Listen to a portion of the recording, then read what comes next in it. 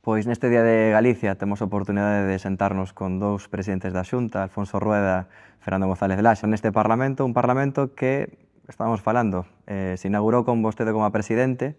Como era aquela Galicia que estaba aínda construindo a súa autonomía? Unha Galicia moi distinta a de hoxe. Antes era o mundo rural era predominante, aínda había unhas metrópoles urbanas que estaban empezando a medrar e a consolidarse, unha Galicia que estaba a pique de recibir moitos fondos europeos porque acabábamos de formar parte da Unión Europea, da Comunidade Europea, e unha Galicia que tamén estaba tentando de definirse para levar a cabo todo un proceso de adaptación e de modernización. Unha Galicia moi diferente. Casi todo por facer nesa etapa. Claro, porque era a segunda legislatura, logo do presidente Albor, por tanto a autonomía empezaba a medrar. Empezábamos a captar competencias, a ter un presuposto cada vez máis elevado e ao mesmo tempo amosando unha capacidade de xestión que é o que reclamaban os cidadáns. Por tanto, era poñer os cimentos, os peares dunha autonomía.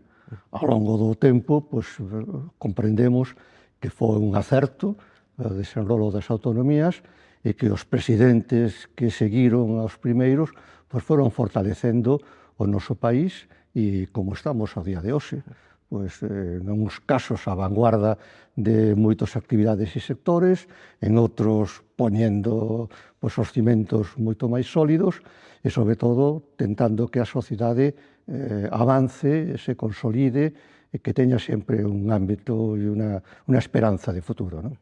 Presidente Rueda, en perspectiva, vostede era unha persoa que nese momento aínda estaba entrando un pouco no mundo da política, un pouco afastado mellor, pero, bueno, como viviu aquela etapa e como é todo agora? Non, nesa época estaba estudando todavía, unha época, estaba totalmente afastado, pero agora con perspectiva,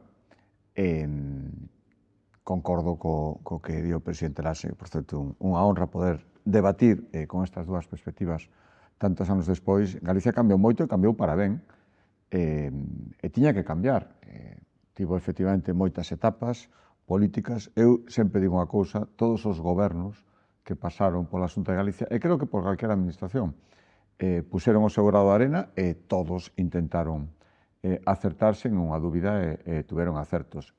No ano 89, como decía o presidente Laxe, recén entrados na Unión Europea, acabamos de celebrar os 40 anos, empezando a albiscar, supoño, naquele momento, todas as enormes oportunidades que aquelo supoñía, as cantidades económicas que iban a chegar e chegaron de Europa, e ver como iba cambiando, e tamén empezando a construir naquele momento, eran os primeiros anos, unha Xunta de Galicia que agora parecenos a todos imprescindible, pero naquele momento moitísima xente estaría vendo a ver se efectivamente ese autogoberno do que tanto se falaba pagaba ou non pagaba a pena. Creo que moitos anos despois todo o mundo está de acordo en que pagou moita pena. Galicia millorou, ali están os indicadores, millorou todo o país en conxunto, España tamén, pero creo que Galicia especialmente. Eses diferenciais que fomos acortando, esas cifras que se agora ás veces parecen impensables que estiveramos neses índices naquel momento,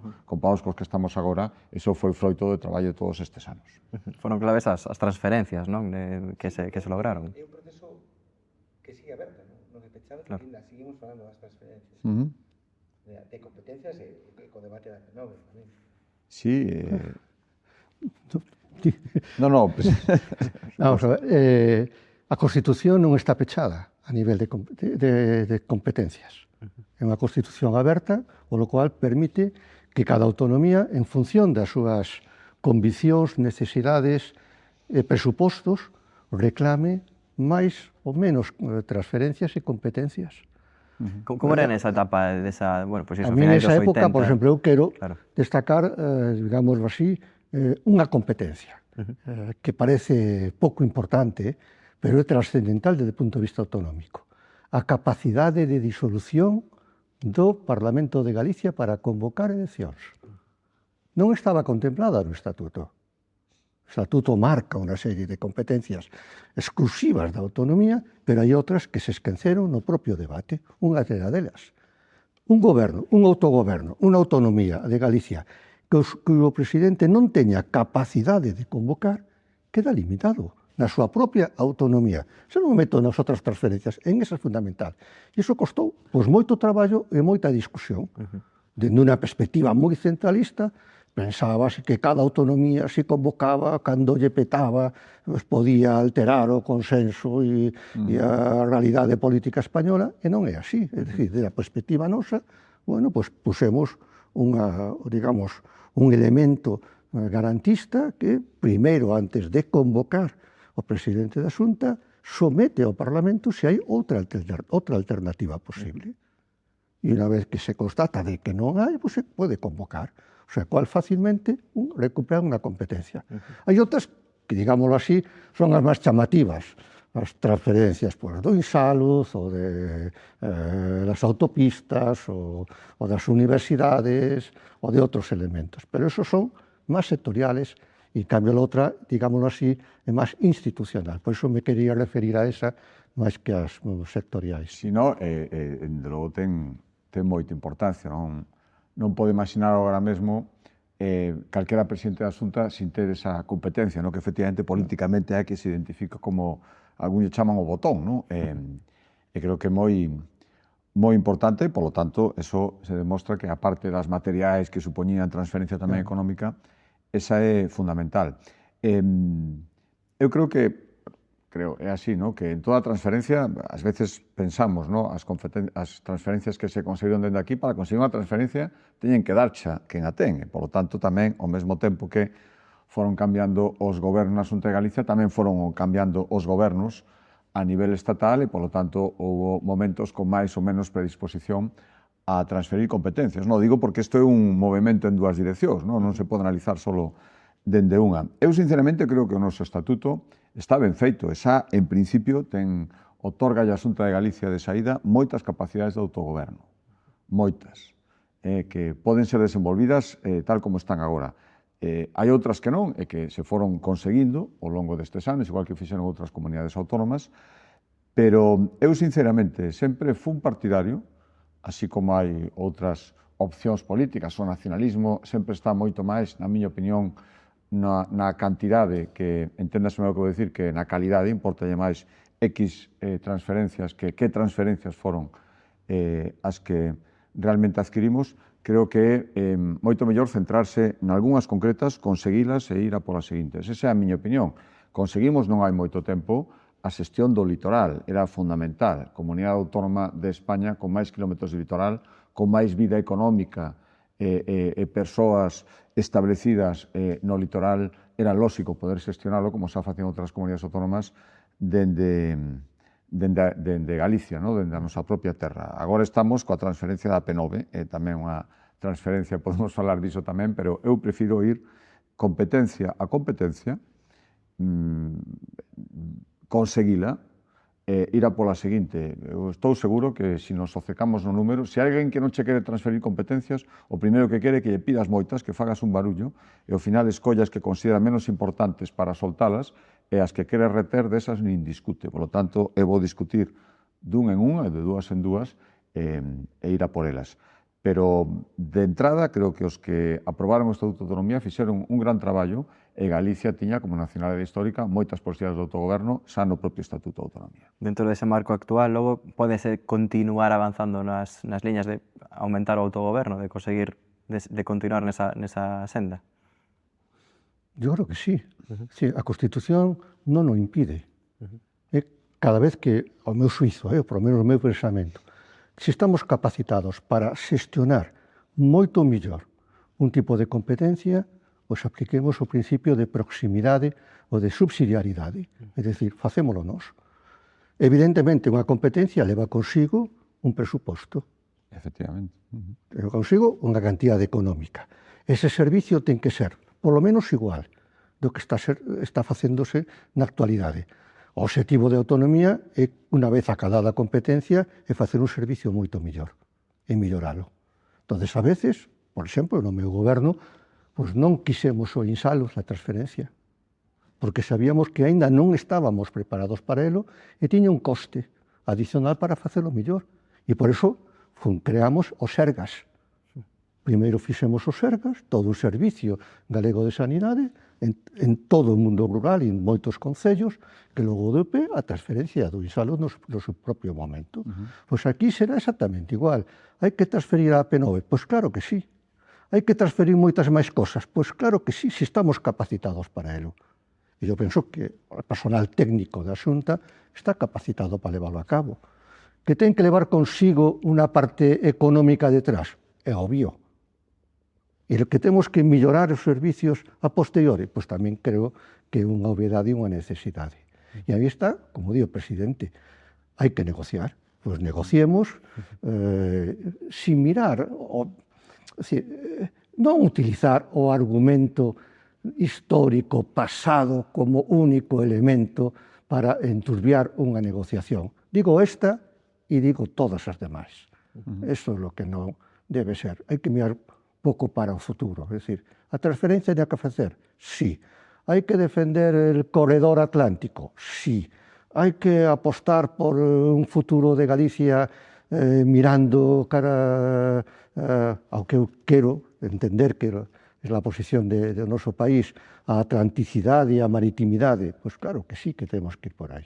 Os dous coinciden que creo que é algo tamén importante agora salientar, porque estamos a falar dun presidente que foi do PSOE, dun presidente que é do Partido Popular, pero os dous coinciden un pouco nos mesmos obxectivos, no mesmo fondo, pero o mellor diferimos un pouco nas formas, en como obter esta transferencia da AP9. No, eu creo que o que acaba de decir o presidente Laxe, por lo menos como eu entendín, totalmente de acordo. Transferencia para xestionala ben, para xestionala mellor, porque simplemente cambiala de lugar, bueno, eso pode ser unha foto política dun momento, pero os cidadáns, ao final, o que din é se se transfiren de Galicia é porque eso aporta máis ventaxas, unha mellor xestión, polo coñecemento do terreo, polo coñecemento do día, polo coñecemento do que hai aquí, ainda que sexa só por eso, xa sin entrar en capacidades técnicas.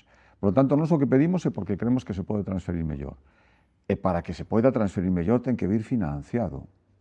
Claro que queremos a transferencia da AP9, levámosla pedindo moitísimo tempo.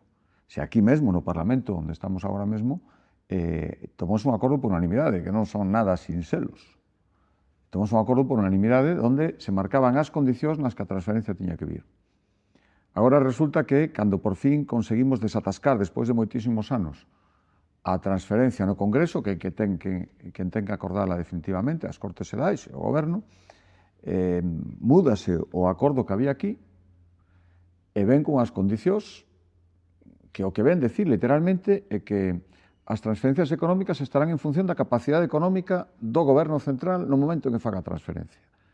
Isto é tanto como decir que se hai que pagar unha indemnización polo rescate, o Goberno che di que neste momento non ten capacidade, e xa está. Outro día o ministro Arcadio Espada o recoñecía, di, non, é que o problema é que Galicia quere que a transferencia veña pagada cos cartos do Goberno Central. Efectivamente, iso que queremos. E decía que para eso temos os nosos orzamentos, para asumirnos eso. Por tanto, o que se entende é que, igual que o conseguiron outras comunidades autónomas, igual que están conseguindo ahora mesmo Cataluña ou País Vasco, con moita máis celeridade que nós, por certo, que as competencias veñan absolutamente financiadas, outro decía, un representante de Junts decía que non querería para Cataluña a transferencia da AP9 nas condicións nas que nos estaban ofrecendo a nós.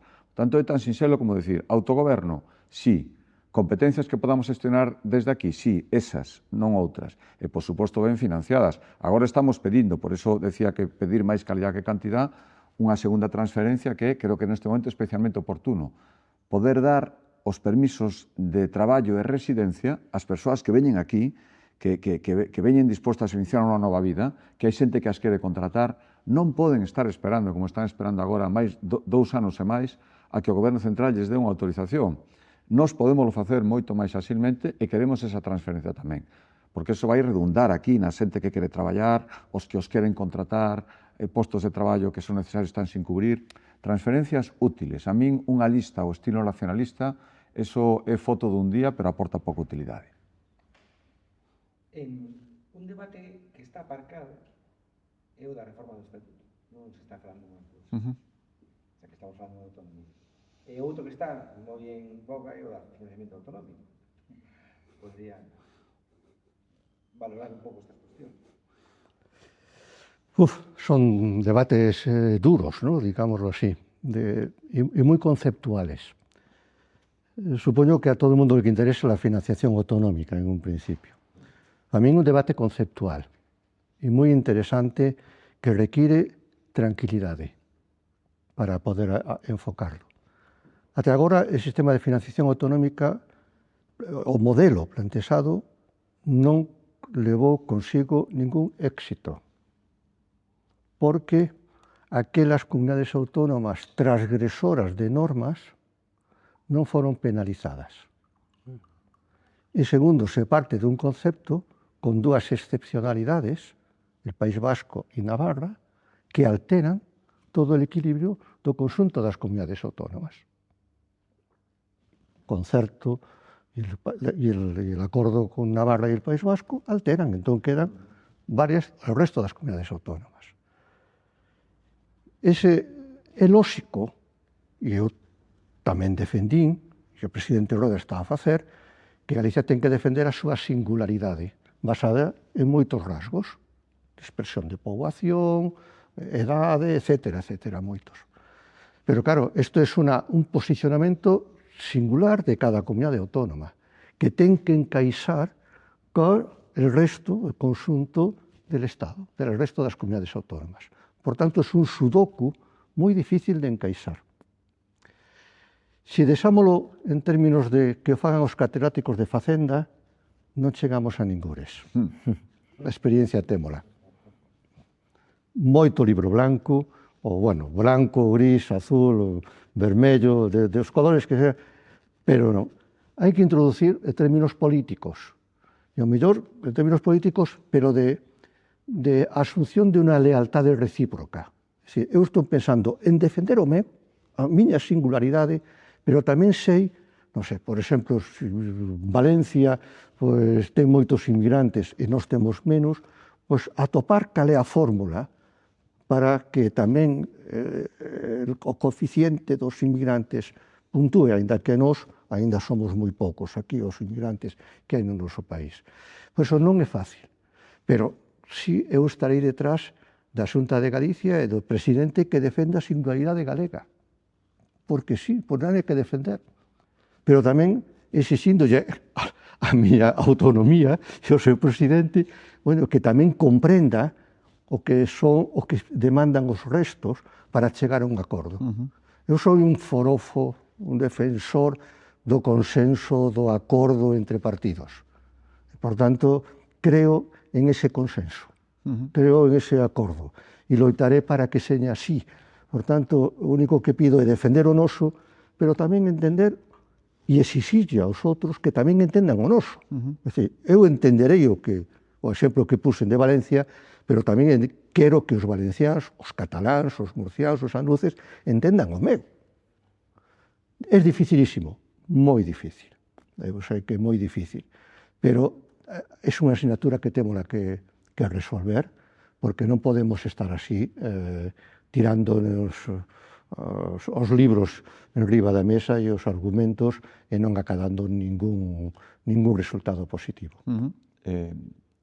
Totalmente de acordo. Aparte, eu teño que agradecer as posturas obxectivas do presidente, profesor Laxe, neste caso, é certo que... Sí, ora falei máis académicamente. Ao final é certo que ten que ser un acordo político, pero ten que haber unhas bases obxectivas. Alguén ten que facer os cálculos e as reflexións técnicas iniciais.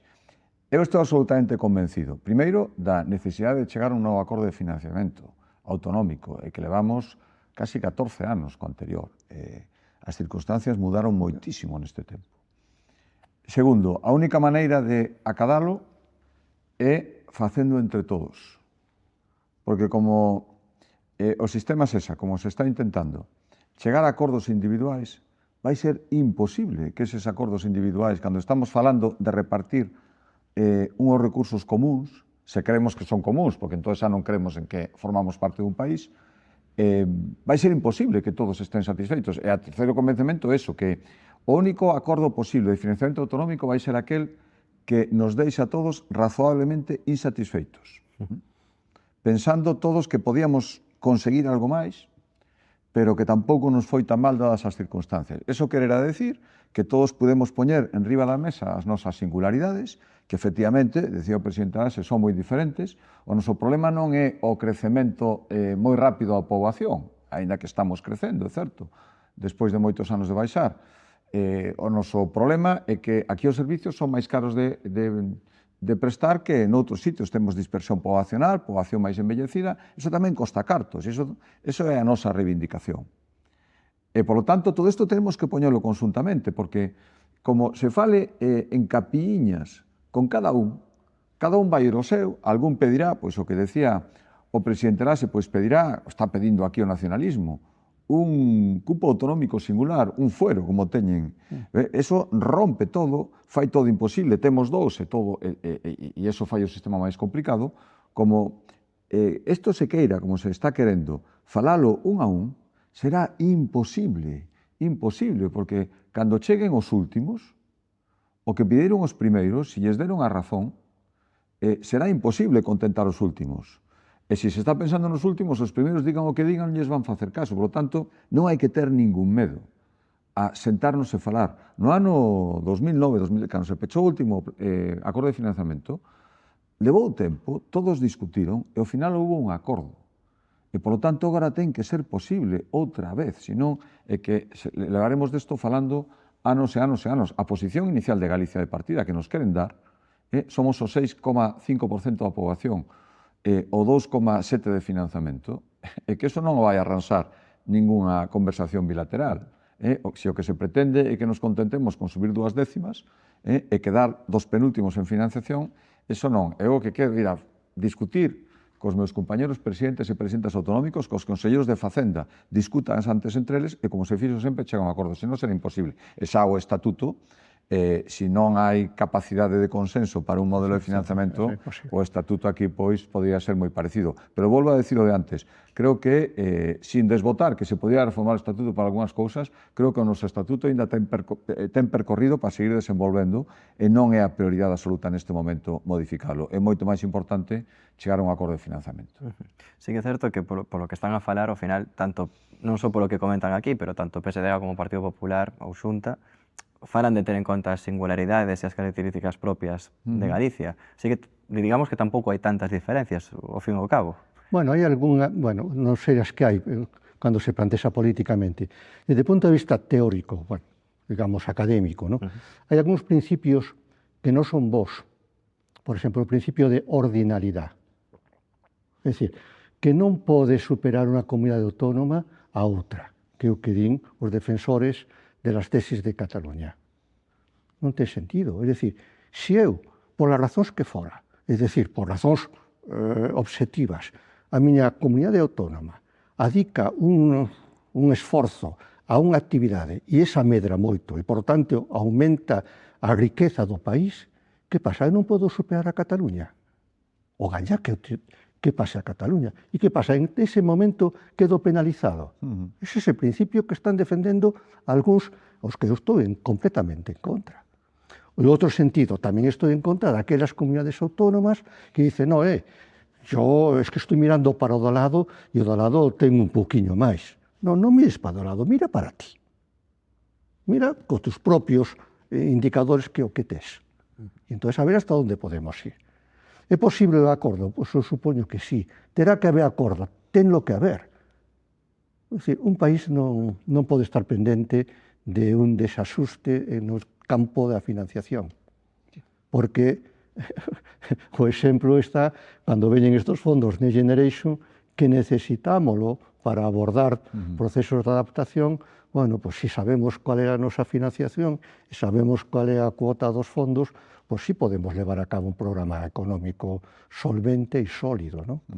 Eu creo, sinceramente, que o Partido Socialista e o Partido Popular nos temas de financiamento temos moitísimas máis coincidencias que diferencias, porque temos unha visión de país.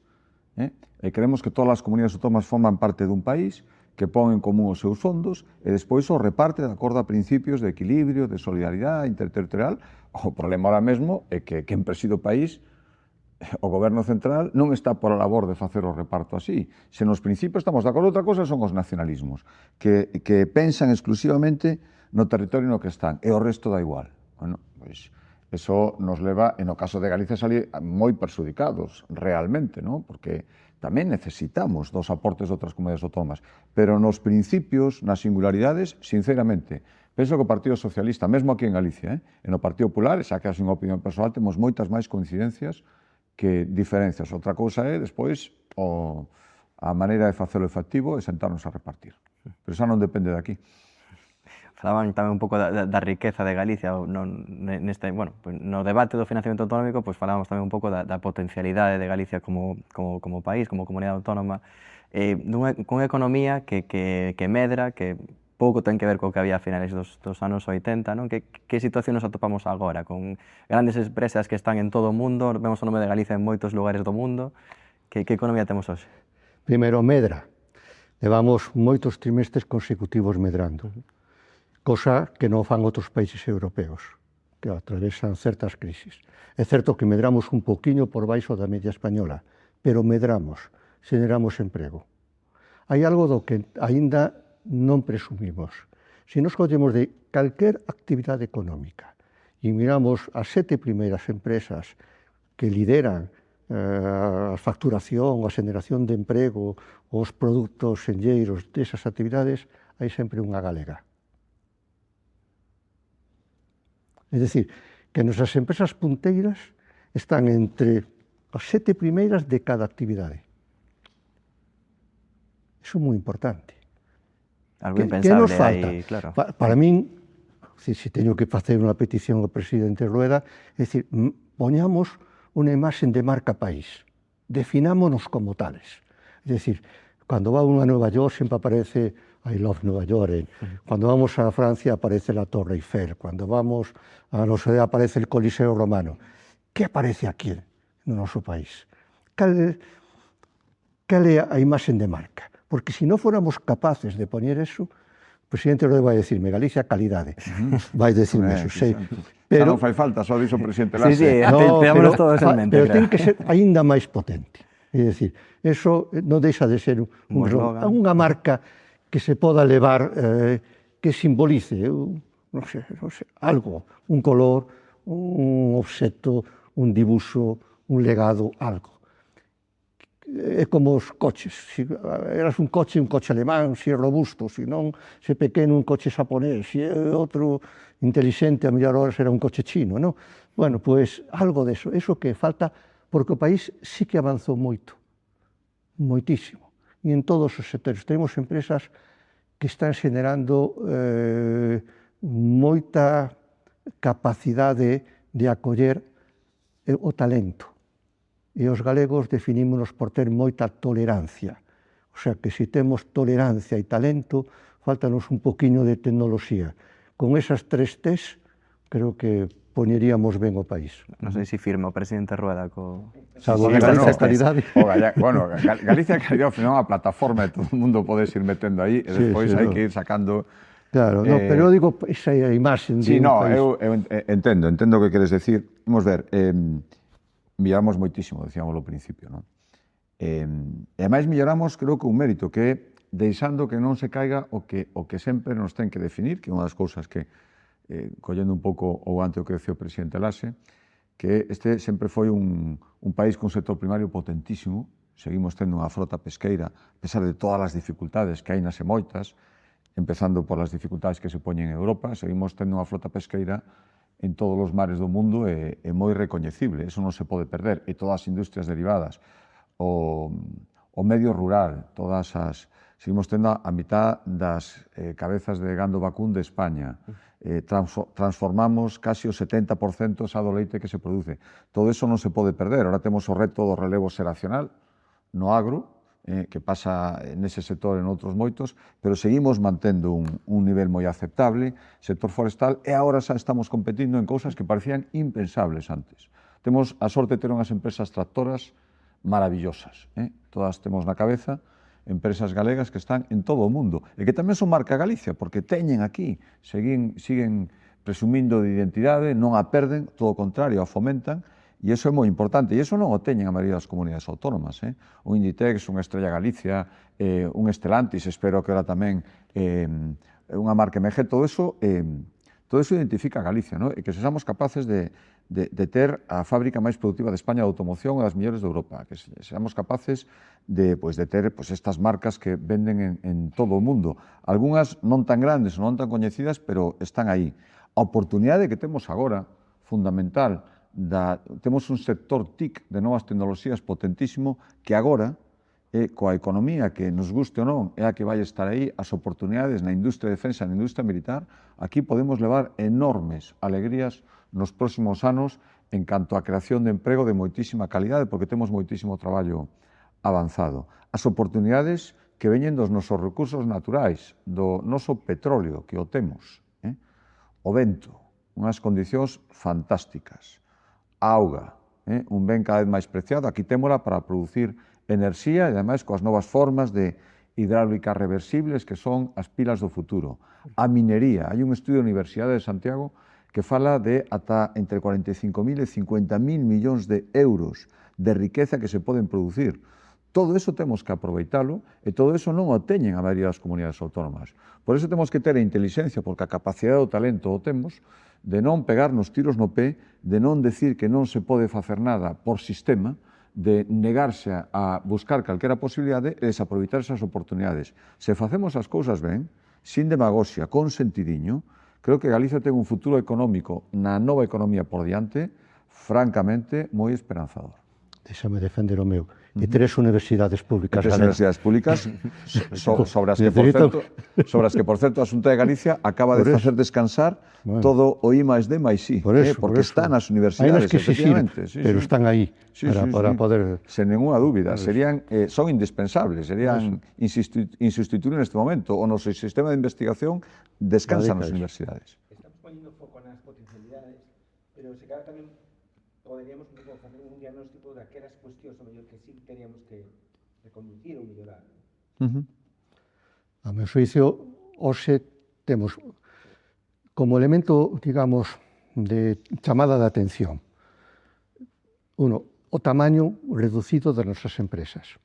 Microempresas, con 1 a 5 traballadores é imposible incorporar tecnoloxía.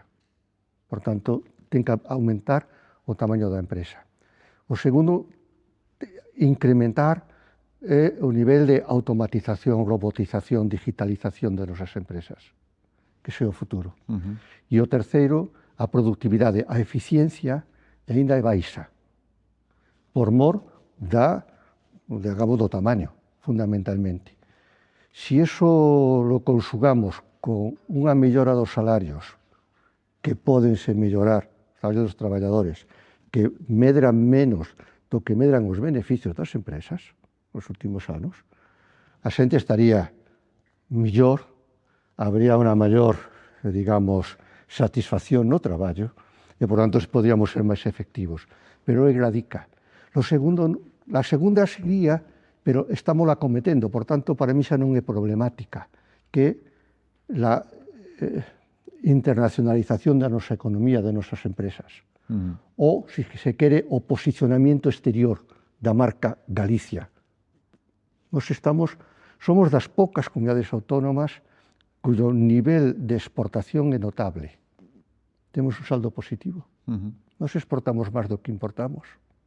Por tanto, isto radica nas propias empresas. O sea, eso que antaño non era así, éramos un país moi dependente, hoxe somos un país que sí que dependemos de enerxía, é obvio, pero tamén salimos ao mercado con as propias empresas, pero está no tamaño das empresas e na productividade e eficiencia.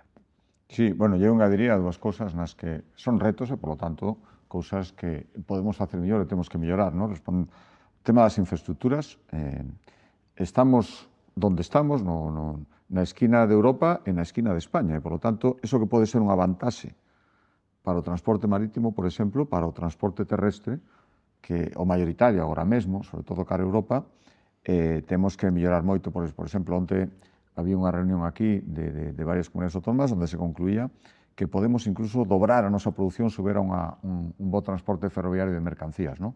Nese tipo de infraestructuras, frente a esa Europa comunicada, que vende con moitísima máis facilidade, se temos lo que mellorar, ¿no? E despois a mí unha cousa que me preocupa, como creo que lle preocupa a todo o mundo, é o tema do relevo xeracional, ¿no? Falaba antes do noso sector primario, pero pasa en todas as empresas. Cando visitas unha empresa, case o primeiro que che din os responsables, no? Necesitan xente nova que se incorpore, por iso temos, Galicia xógase tanto en facer unha boa incorporación de xente de fora, unha incorporación ordenada, dándolle oportunidades nada máis chegar, e que nos axuden a nós tamén. Iso é moi importante, porque ahora mesmo creo que temos unha capacidade productiva en sectores emerxentes que va a necesitar xente e xente formada. E se cando teñan unha demanda moi importante dos seus produtos non poden atendela porque non teñen xente que poida fabricar, que poida xestionar os servicios, eso sería demoledor. E, por lo tanto, isto é un reto que temos que afrontar xa, porque xa se está producindo. A parte do tema educativo, a FP dobrou o seu número de matriculados en apenas de 12 anos, creo que iso é un triunfo colectivo, que rapaces novos vexan en postos de traballo que antes nin consideraban unha oportunidade de vida e de medrar, creo que é moi importante porque as empresas os necesitan, pero fai falta máis xente e xente formada, porque senón sería un pouco morrer de éxito, ter moita capacidade de produción, pero non ter quen produzca. Temos dúas dinámicas demográficas moi distintas a finais dos 80 coa actual, non? A finais dos 80 ainda tiñamos un saldo vegetativo positivo, digamos, ainda había inmigrantes, case non había inmigración, agora é xusto ao revés, non? Temos máis inmigrantes, menos inmigración, pero o mellor o que apuntou o presidente Rueda, tamén necesitamos que veña xente que este moi formada, bueno, que cubra determinados ámbitos onde hai moita demanda de traballo. Como podemos centrar os esforzos dende a política para atraer xente que veña a traballar e que teña unha boa calidade de vida tamén? Pois hai que ser atractivo, seductor. Hai que seducir. Quen pode seducir? Pode seducir as universidades cos seus plans de estudos. Por que un señor de Rumanía non pode vir a estudiar aquí?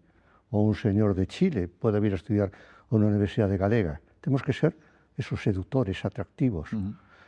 Luego hai que captar tamén aos profesores de maior nivel, pero mesmo o mundo das empresas, o relevo xeneracional no marisqueo, no sector agrario, no sector pesqueiro, no sector da hostelería, é dicir, que hai tamén grandes problemas, o sector de transporte, do comercio minorista, bueno, pois é productor, é dicir, seductor, atractivo. E iso hai campañas que se levan a cabo, que se están levando a cabo. Collendo o tema das universidades, atraer xente formada ou xente que quera vir aquí a formarse, non? Que decía o presidente Laxe, de ser atractivo para que se queira vir aquí a ter formación. Bueno, eu sempre poño o exemplo que non é moi coñecido e creo que debe coñecerse o máximo posible dentro desa estrategia que temos, de estrategia retorna, de aproveitar ese vínculo que moita xente que mellor nunca estuvo aquí, pero ten vínculo con Galicia porque é descendiente de emigración, aínda que sexan de cuarta, quinta xeración, teñen vínculo con nós. Estamos traendo a rapaces e rapazas cun grado universitario de moitas universidades de toda Sudamérica, pero tamén de Europa, que teñen algún tipo de vínculo con Galicia, veñen aquí a facer un mestrado en algunha das 3 universidades galegas, subvencionado pola Xunta de Galicia, un mestrado de estancia, en titulacións que, ademais, teñen moita demanda aquí, non teñen obriga de quedarse, cando acaben, cando remate un ano, podía ser unha experiencia dun ano, e o 90% se están quedando. Porque creen que é atractivo estar aquí, aprecian moita a formación que recibiron e teñen oportunidades. Isto hai que ir escalando a maiores, creo que é unha gran oportunidade, que non se está facendo en outros sitios. O presidente Laxe falaba de ser atractivos, o presidente Rueda falaba de mellorar infraestructuras. Entón, como é que somos atractivos para os chinos, para a fábrica de automoción? Como se explica eso? Habrá que preguntarlle aos chinos. Claro, non. Vamos. O presidente que teño aquí, que coñece os chinos? Pois, a verdade é que foi un traballo e un éxito conxunto. Eu sempre recoñezo a parte que lle toca, porque é así, o gallá se poda recoñecer moitas veces máis, e que estamos tendo agora en todo o proceso que é complexo de instalación aquí do Goberno Central. Eles estaban buscando moitos lugares para instalarse en Europa. Europa é moi grande, moi competitiva, moita xente quería ter esta instalación porque ten moitísima progresión cara adiante, e ao final eles iron Galicia, porque é certo que eles buscaban un emplazamento concreto nunha zona portuaria. Tiñan varias posibilidades, mesmo tamén en España, pero tamén en Europa, noutros países, falouse de Holanda, había algún máis, e buscaban unhas condicións de estabilidade, de certeza nos prazos. Os chinos, polo menos na miña experiencia con eles, que é curta, é relativamente curta, traballan moito con prazos, queren certezas de cando se van a instalar, cada un unha mentalidade nese sentido moi empresarial e moi cartesiana, no sentido de eu empezo neste momento xa teño que estar en produción, viron que as condiciones se podían dar aquí. Tamén estou seguro de que todo o ecosistema de automoción que temos aquí, que é potentísimo, que ás veces non nos damos conta de que a fábrica de Stellantis, a que me referi antes, a máis productiva de España, unhas mellores de Europa, ten, nos picos de produción, pode ter 7.000, 8.000 empregados, pero que todo o sistema que hai ao redor, que lle suministra a eles, e xa tamén moitas marcas automobilísticas, son máis de 25.000 persoas as que traballan cun traballo de primeirísima calidade.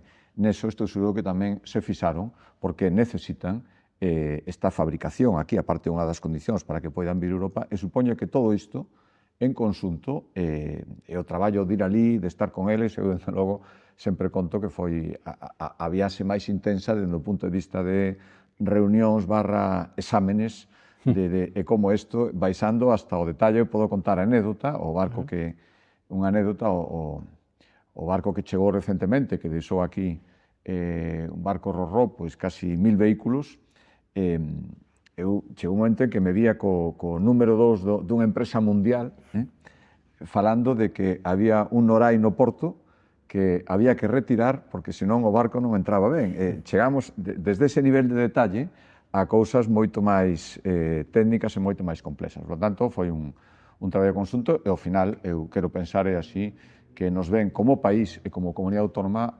algo como fiables, atractivos e con progresión de futuro. Foi unha enorme sorte, certo? É curioso porque este é un exemplo de localización industrial non enfocada a competir en custes salariais a baixa.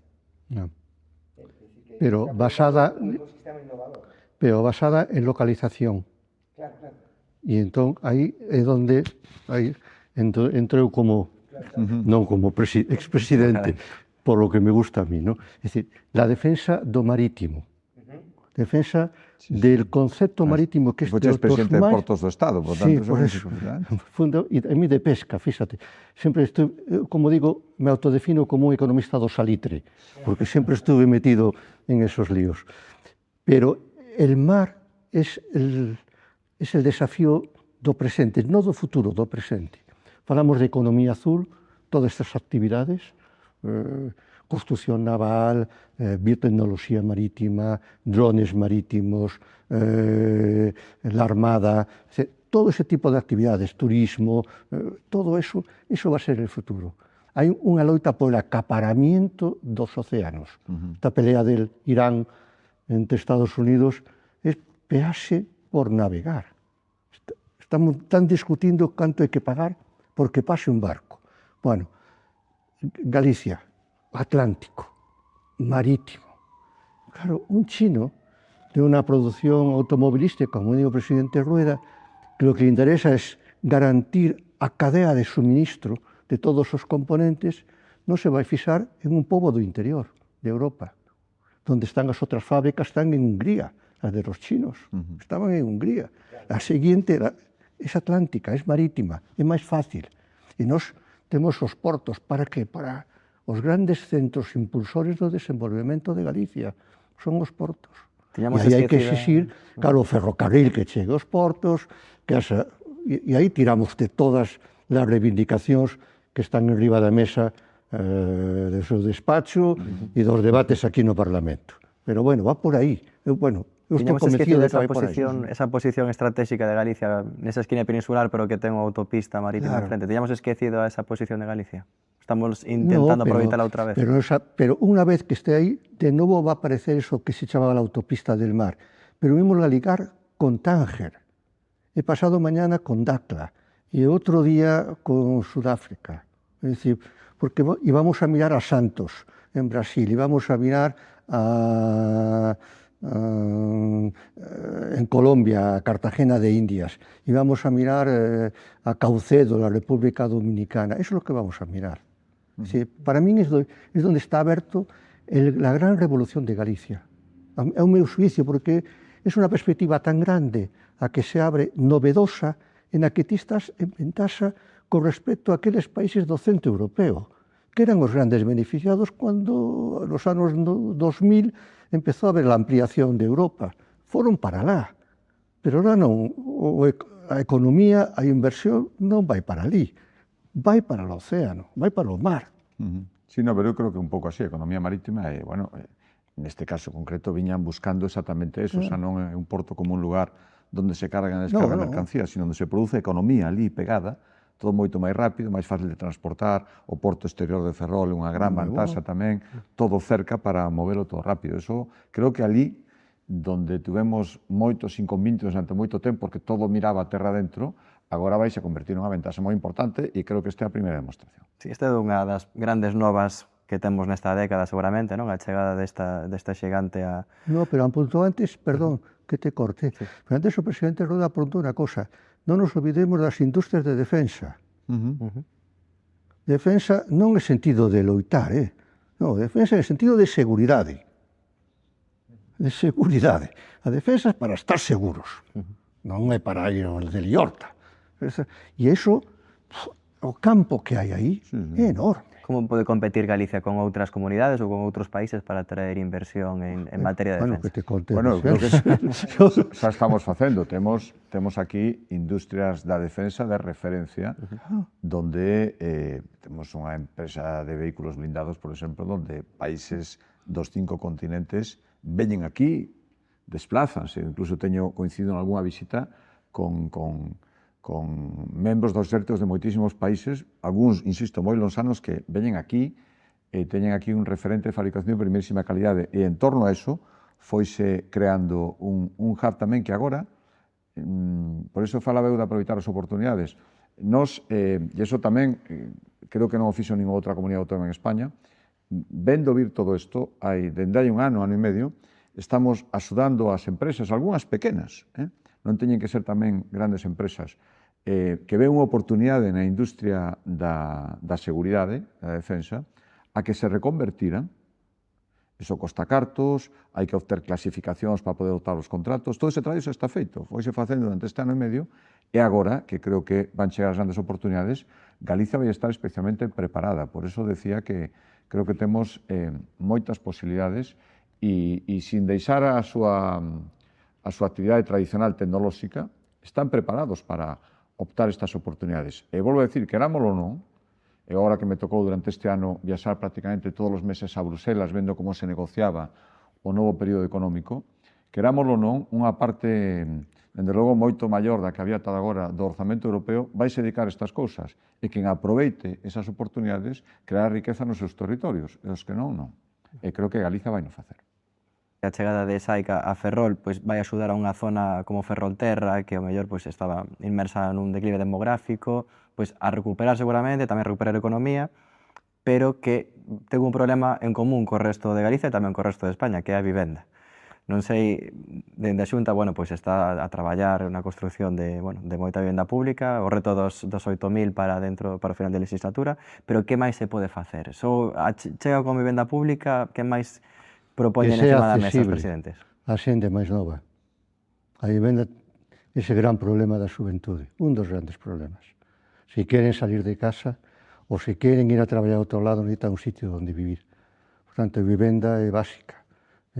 Supoño que ese é o objetivo número 1. Hubo un tempo onde, efectivamente, en Galicia non hubo presupostos importantes para a construcción de vivendas, ora cambia a perspectiva e entón aí supoño que tanto os concellos que terán que liberar espacio, que aí radica unha parte do meollo da cuestión, é dicir, el espacio para poder edificar e logo a promoción pública e a subvención, pero este é o gran debate, o gran desafío da xente máis nova. Preguntaba se vai chegar só con vivenda pública. Non, sen ninguna dúbida, non vai ser dabondo. Ahora, vai axudar, sen ninguna dúbida, e é o que directamente depende de nós, é inexcusable non facelo. Por iso, ese objetivo que pusemos de dobrar, agora hai 4.000, pasar a 8.000, bueno, de aquí a final de ano entregaremos a varias promocións das que empezaron nesta mesma legislatura, polo tanto, estáse construindo moito a vez, ese objetivo non vou conseguir. Cal é o seguinte paso? Pois, decía o presidente Laxe, que os concellos colaboren, que están colaborando, a inmensa maioría, e de todas as cores políticas. E cando digo todas, son todas. E os alcaldes creo que son moito máis prácticos nestes debates, e entenden que é o que lle piden os seus veciños, e están colaborando todos. Dar facilidades para obter chan, dar facilidades que non sexa un chan moi caro, porque entón engades o precio da vivenda cando fai imposible. Por lo tanto, chan moi barato, que ou ben o cede ou ben nos dá facilidades a nós para poder adquirilo e xestionalo, e conseguir que a iniciativa privada, que poden ser cooperativas de propietarios ou incluso promotores privados, que cunha subvención da Xunta de Galicia se animan a construir esas vivendas e despois as poñen a disposición. Eso van ser casi 25.000 vivendas máis. O cal estaríamos falando de que en 5 ou 6 anos habería 30.000 vivendas que agora non existen. E algunhas hai incluso este mesmo ano. Cando din a veces, no, é que agora hai moita máis xente apuntada no registro de demandantes. Bueno, porque era a xente ve que realmente hai posibilidades de ter unha vivenda despois de esperar moito. E despois, a outra parte, estou falando de vivendas asequibles, a vivenda a precio de mercado, eso xa creo que non é responsabilidade das administracións, a nosa é, como dicía o presidente Laxe, facilitarlle a xente que sin esa axuda da administración non vai poder chegar nunca, ou vai poder chegar renunciando a moitísimas cousas. A terceira parte é conseguir que toda esa vivenda que ahora mesmo está baleira, e hai moita, se poña no mercado, a uns precios razoables. Eu creo que aí o intervencionismo e planteamentos ideolóxicos barra demagóxicos non están funcionando, o contrario. Estamos vendo que na única cidade onde se declarou zona tensionada, un ano despois, os precios baixaron un 1% e o número de vivendas que se poñen en aluguer a disposición da xente un 50%. Por lo tanto, creo que ese tipo de sistemas non funcionan. É moito mellor darlle seguridade aos propietarios para que aluguen sabendo que van cobrar, se non cobran, teñen sistemas rápidos para recuperar a súa vivenda, é dicir, que non teñan medo a alquilar. Creo que iso é moito máis efectivo. E creo que con esas 3 patas do banco, como suele decir, non digo que vayamos a solucionar o problema completamente, pero sí nunha gran parte. Falábamos antes de cuestións demográficas. Bueno, hai unha relación de causalidade entre o envellecemento poblacional e a sostenibilidade do modelo de benestar, ¿no? O incremento do gasto sanitario e a atención á dependencia.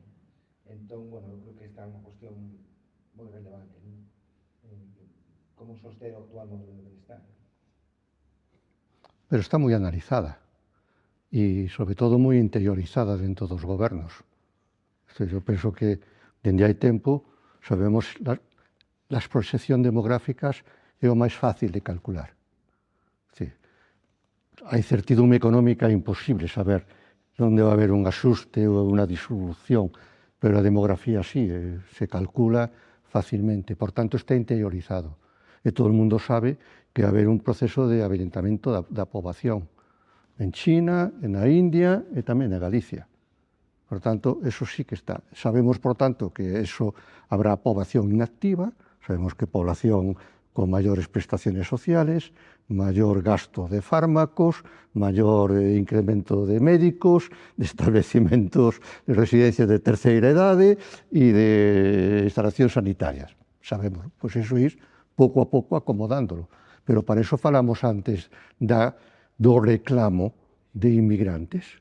Este ano pasado, o ano 25, os inmigrantes en Galicia foron 44.000. Que moitísimo en comparación cos 6.000 de hai 7 anos, que son escasísimos nos que entran na Comunidade Autónoma de Madrid ou de Cataluña. Pero xa hai un proceso. Pero isto é un problema difícil. Bueno, sí, pero ya está asumido. Si non é un problema novo. Más difícil es el cambio climático, que eso non sabemos como va a actuar. Pero en este caso sí, porque as proxeccións dos presupostos seguro que están contemplando todas estas dinámicas. Sí, sí. Bueno, É que é exactamente como está contando o presidente Laxe. Sabemos como estamos agora que vai vir por diante. Afortunadamente, cada vez vivimos máis anos, cada vez somos máis demandantes dos servicios que implica vivir máis anos, servicios sanitarios, a medicina avanza cada vez máis, pero tamén tira máis dos recursos, porque hai novos tratamentos, novos solucións tecnolóxicas, todo eso costa. Avanzamos na dependencia, hai xente todavía sin atender na dependencia, todo eso tira ao orzamento público. Por lo tanto, eu creo que o que non hai que facer nunca é contar historias a xente, decir que hai pa todo, decir que ninguén se preocupe de nada, non, dices, isto é o que hai que atender, isto é o que temos, e agora imos priorizar, e o mellor, pois hai que centrarse en algún momento menos nas infraestructuras e máis en atender aquilo que non se pode deixar de atender nunca. E iso é moi importante, e volvo ao que decía o presidente Laxe, saber o que vai pasar e planificar. Efectivamente, se entra máis poboación inmigrante, vai supoñer máis aumento desa demanda de servicios. Tamén veñen a aportar moito, porque veñen a traballar e veñen a alimentar ese sistema que permite prestar os servicios. E por iso é tan importante poder planificar. Eu estou preocupado, como creo que están preocupados todas as comunidades autónomas, que somos as que prestamos os servicios sanitarios, os servicios sociais. Agora mesmo, todo este proceso de regularización que estamos vendo, asistimos como espectadores sin ninguna información, sabendo que as persoas regularizadas van entrar, teñen que entrar nos nosos sistemas asistenciais. E, por lo tanto, canto máis información tiveramos, era moito máis sincero planificar e atendelas ben. E terán dereitos e tamén terán obrigas, por suposto. E tamén, co seu traballo, como todo o mundo, contribuirá a que o sistema funcione. Pero ter incorporacións sin saber nin como, nin cando, nin cantos, eso é todo moito máis complicado. Eu aquí aproveito para poñer enriba da mesa o problema que pode supoñer que todo este proceso de regulación que se está dando non teñamos ninguna información ás administracións responsables de prestarlle servicios a todas esas persoas. Estamos chegando un pouco ao final desta conversa, unha conversa na que falaron dunha Galicia que seduce, pero ainda ten que seducir máis, que ten as súas, entre as primeiras empresas de España hai empresas galegas, que ten unha potencialidade enorme a nivel económico, industrial, xeográfico incluso. É unha Galicia moderna. Hai aínda que insistir nesta mensaxe, hai aínda xente que vexa, non digo partidos políticos, ni moito menos, non? Pero digo que exista esa noción dunha Galicia que aínda está un pouco atrasada, un pouco gris, que aínda non é tan moderna como estiveron a describir hoxe aquí. Non. Non é unha Galicia gris, ni negra, é de cor. Temos moitos cores, por lo menos temos o azul e o verde, é dicir, o verde do campo e o azul do mar, non?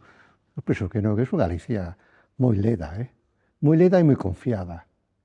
É dicir, por lo menos nas clases, cando estaba dando clase, a mocedade estaba exultante, non? É dicir, eu non vexo tristura por ningún lado, ni desasosego, vexo puxanza, vexo ganas, que hai que alimentar constantemente. É dicir, el político, ao meu xuicio, non quero dar recomendacións, pero por lo menos dicirlo, ten que ter sensibilidade e ten que ter miras de cara ao futuro, sensible ante os problemas, demandas, exigencias da sociedade, moi sensible a eso, e logo ter miras de futuro. E eu creo que a sociedade galega deixou esa melancolía e está con unha gran fortaleza e con moitas ganas de que le axuden simplemente un pouco o que poñan a súa disposición pois esos equipamentos ou instalacións sanitarias ou medidas de apoio ou que mitiguen un pouco as súas os momentos tristes ou os momentos complicados das empresas, pero eso o vexo ben. Eu sou moi optimista tamén. E ademais creo que a xente en xeral o é. Non estou moi de acordo no que dixeches, bueno, todavía hai algún responsable ou algún responsable político que empeñas en unha imaxe negativa, nada funciona, estamos asoballados, isto é un desastre. Non.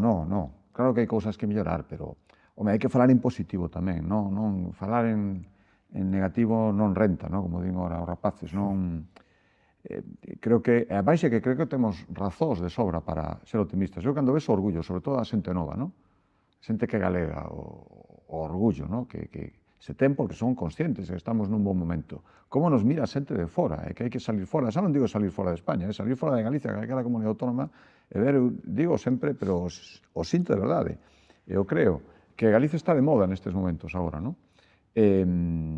A xente nos ve con simpatía, o Xacobeo ten que ser unha enorme oportunidade no 27, ten que ser o noso gran ano, e con esa intención estámoslo preparando, e creo que Galicia vai coller moitísimo potencial, e ese bo para todo, bo para o autoorgullo é moi importante, porque dache potencia, para calquer esforzo na vida, sentirte forte é moito mellor, e para a xente que desde fora nos está observando e está pensando se vale a pena ou non investir en Galicia, eso é moi importante tamén. E todos eses topicazos que había de antes, insustos, ferintes, que non entendíase con todos os que revelabas, creo que todo eso está caendo absolutamente. Sempre hai por ali algún tonto astrés que non o vas a cambiar nunca, pero a inmensa maioría creo que ten unha imaxen agora, dende fora, digo, dunha Galicia moderna. E aquí dentro un sentimento de orgullo moi potente. E falaron tamén de certezas, pero nun mundo, como apuntaban, o Estreito de Hormuz, por exemplo, nun mundo cada vez máis incerto, como se goberna, os dous dende a mesma perspectiva, cada un co seu contexto, pero como se goberna con certezas nun mundo tan incerto? É moi difícil facer unha recomendación, pero se hai que decir algo, con consenso, con acordos. Se hai que afrontar cualquier desafío, cuantos máis, mellor. Con un consenso, con un acordo, con unha defensa colectiva, cuantos máis aunemos esforzos, moitísimo mellor. Porque la incerteza non sabes por onde vai vir. Por tanto, se somos máis, estamos unidos, e estamos de acordo, aínda que haxa diferencias, aparquémolas un momento, o plantexémola, deixémola aí, e reforcemos aquilo que estamos unidos. Pois vou dicir o mesmo, mellor con outras ideas, pero ao final creo que é o mesmo, non? Se o mundo xa está liado de sobra por aí fora, non? Hai que intentar liala aquí dentro o menos posible. Por lo tanto, eso é xestionar. Eu falo sempre do sentidiño, algúns da oposición falle moita gracia, non lles gusta, pero creo que se entende perfectamente. Oiga, pois, imos intentar facer aquí as cousas que a xente espera que fagamos de nós, aprobar orzamentos, intentar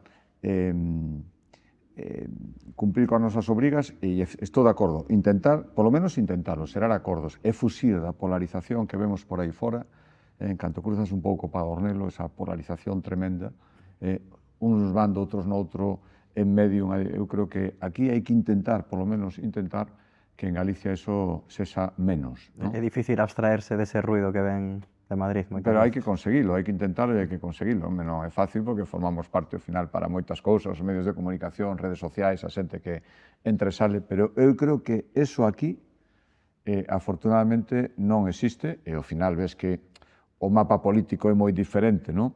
Respecto á presencia de algúns partidos do que hai no resto de España, e iso quere decir que aquí facemos as cousas de outra maneira diferente, e sinceramente penso que nestes momentos mellor, é o que nos convén.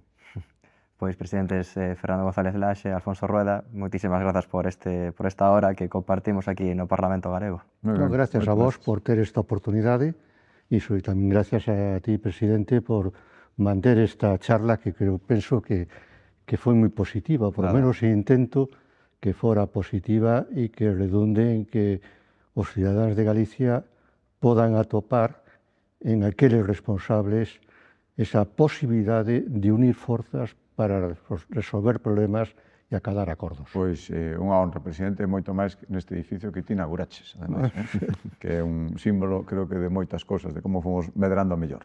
Moitas gracias.